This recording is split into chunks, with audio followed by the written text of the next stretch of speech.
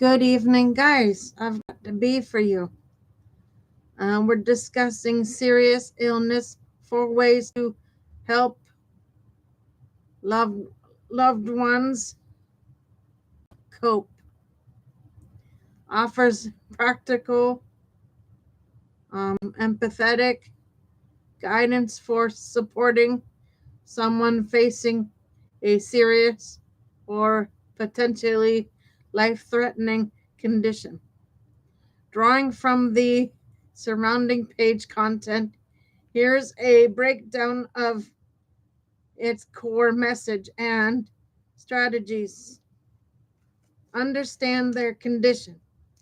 Learn proactively. Go beyond just asking the doctor.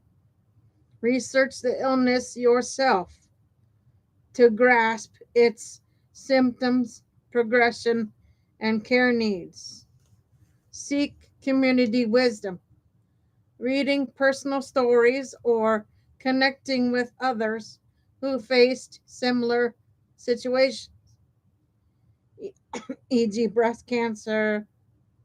Support groups can offer reassurance and actionable advice.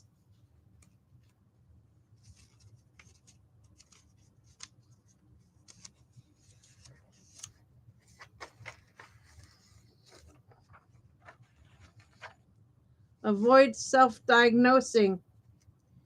The, the article cautions against spiraling into worst case scenarios. Googling symptoms can lead to unnecessary anxiety and misinformation. 2. Communicate thoughtfully. While not explicit, while not explicitly list in the excerpts, the tone suggests that open, compassionate dialogue is key. Asking questions, listening without judgment, and respecting boundaries help build trust. Manage your own emotions. The piece implies that caregivers and loved ones must also navigate their own fears and stress. Staying grounded and informed helps prevent emotional burnout and panic.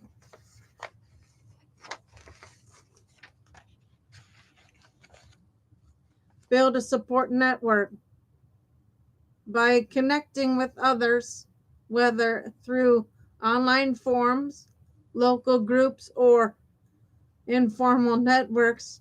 You can gain emotional support and practical tips. This shared experience can be a lifeline.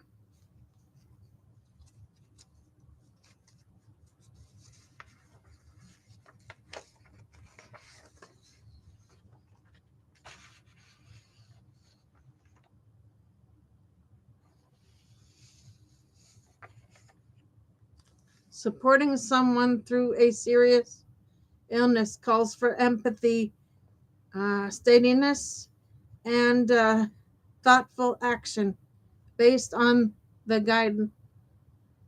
guidance from the article.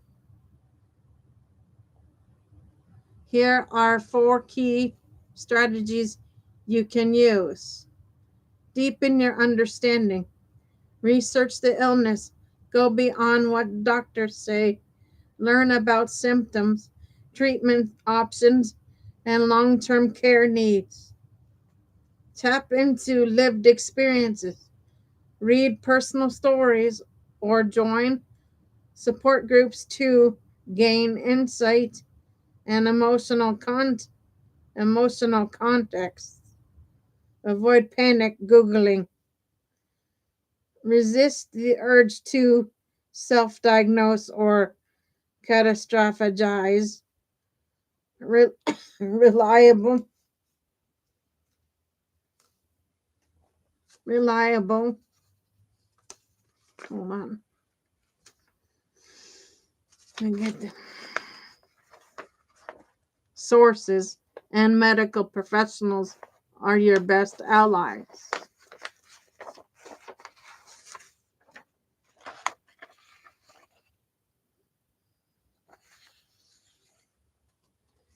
Communicate with compassion.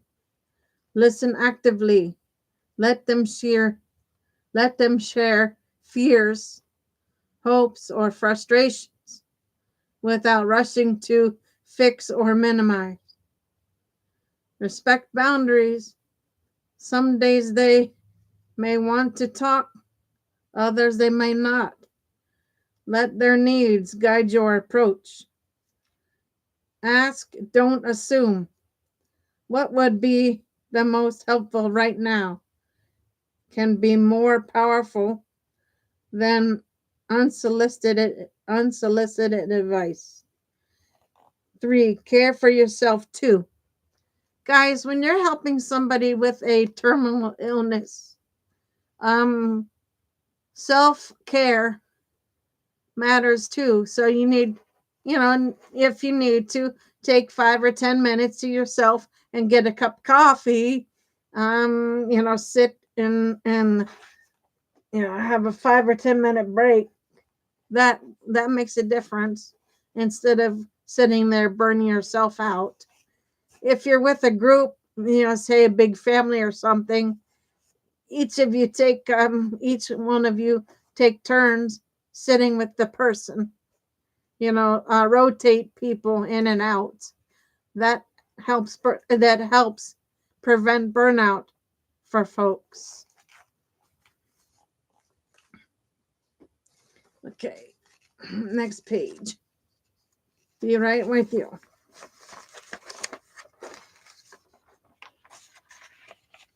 Acknowledge your emotions. Supporting someone doesn't mean suppressing your own grief, fear, or exhaustion. Stay grounded. Mindfulness journaling or talking to therapists can help you stay resilient. Avoid burnout. You can't pour from an empty cup. Rest and recharge when needed. Build a support ecosystem. Connect with others.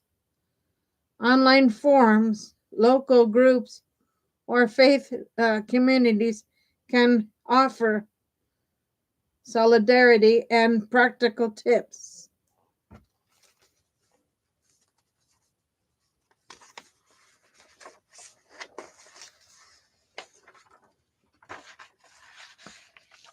This one's a big one too, guys. Share responsibilities so that no one gets the full burden.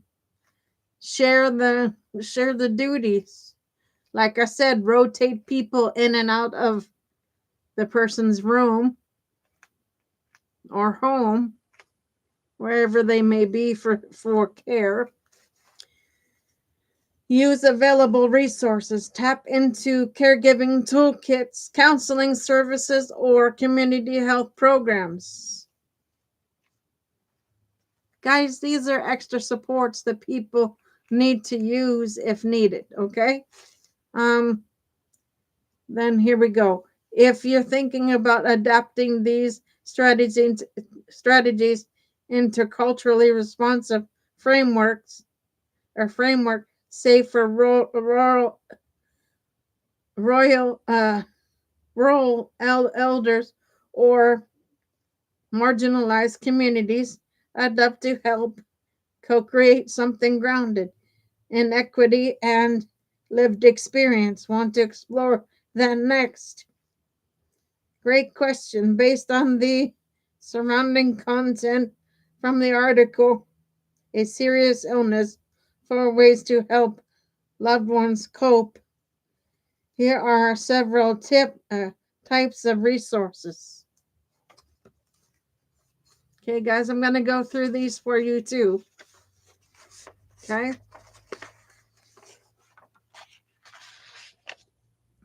you can access when supporting someone with specific illness. 1. Condition-specific support groups, online forums, and communities. For example, breast cancer support groups offer lived experience, emotional solidarity, and practical caregiving tips. Local meetups or hospital-affiliated groups. Many hospitals host condition-specific sessions for patients and caregivers. Educational materials, medical websites, trusted sources like Mayo Clinic, NIH, or condition-specific foundations, e.g., Alzheimer's Association, American Cancer Society, provide detailed evidence-based information, patient stories, and blogs. These offer real-life insights into daily life with illness, what's helpful, what's harmful, and how people cope.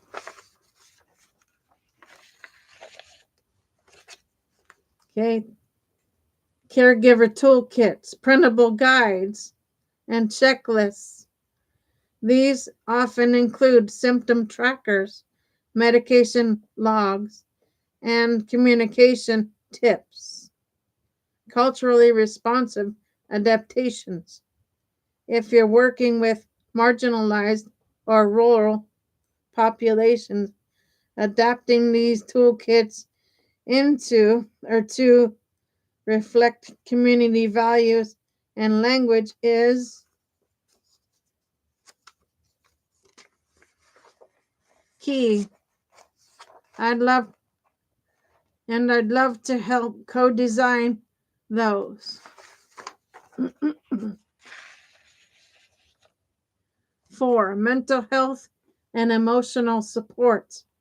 Counseling services both for the person who's ill and their support network. Mindfulness and stress reduction apps. Tools like Headspace or Insights Timer can help caregivers stay grounded. Clinical and policy resources, care coordination platforms. Okay, these help manage appointments, treatments, and insurance.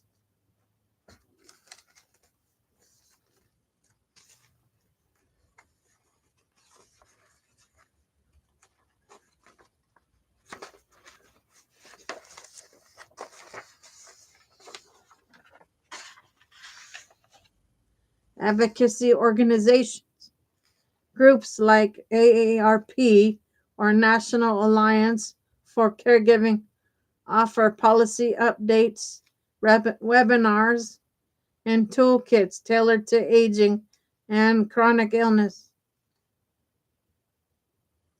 If you're thinking about building a modular resource map evaluation matrix for a specific population, say rural African American elders or caregivers navigating cognitive decline, I can help you synthesize and adapt these resources into something actionable and equity driven. Want to sketch that out together? Based on the surrounding content from the article and your deep commitment to culturally responsive care, here's a created set of mental health resources that span clinical, community, and digital domains.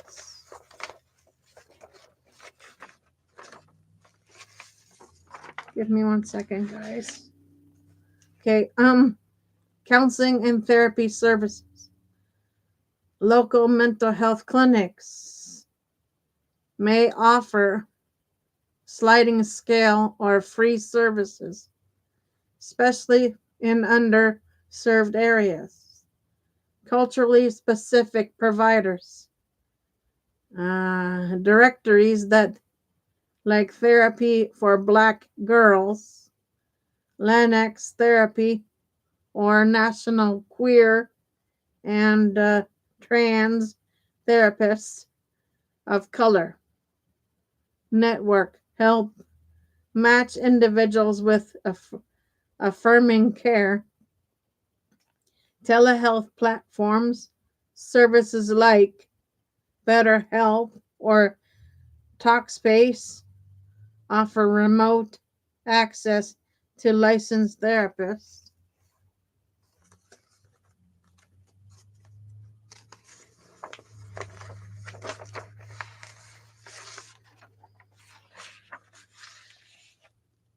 Mindfulness and stress reduction apps. Headspace and Insight Timer. Great for guided meditations, sleep support, and stress relief. Liberate, a meditation app designed for the Black community, centering cultural and wisdom healing. Mood Path or San Velo. These combine journaling, CBT based exercises, and mood tracking.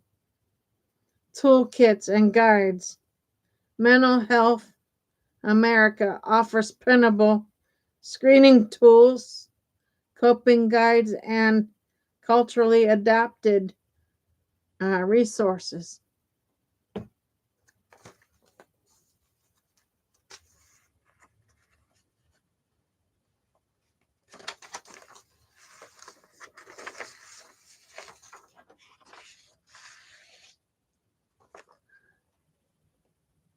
SHMASHA, Substance Abuse and Mental Health Services Administration, provides trauma-informed toolkits, crisis support, and community engagement frameworks.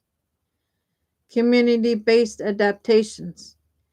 If you're co-designing for rural elders or marginalized populations, these toolkits can be tailored to reflect local language, values, and lived experiences. Support, peer support, and advocacy networks. NAMI, National Alliance on Mental Illness, offers peer support groups, educational programs, and advocacy training.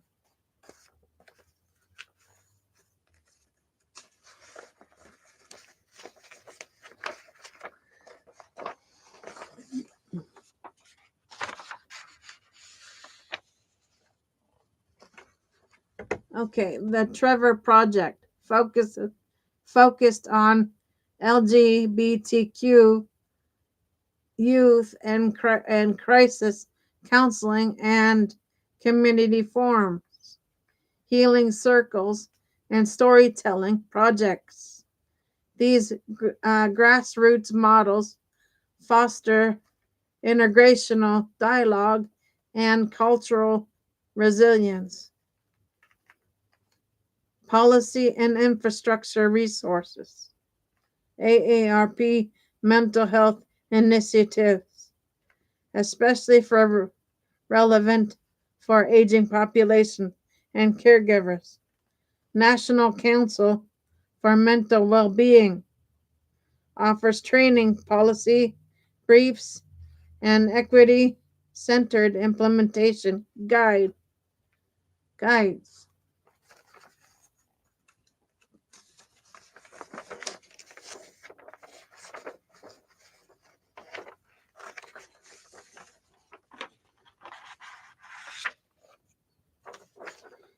if you're mapping these into modular toolkits or evaluation matrix, say for rural African American elders navigating cognitive decline, I'd love to help synthesize and adapt them into something actionable and equitable driven. Want to sketch out a framework together.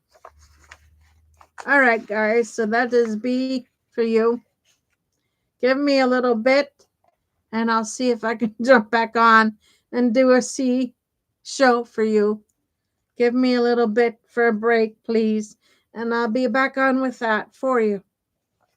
For now, Gator Wellness, take care, folks.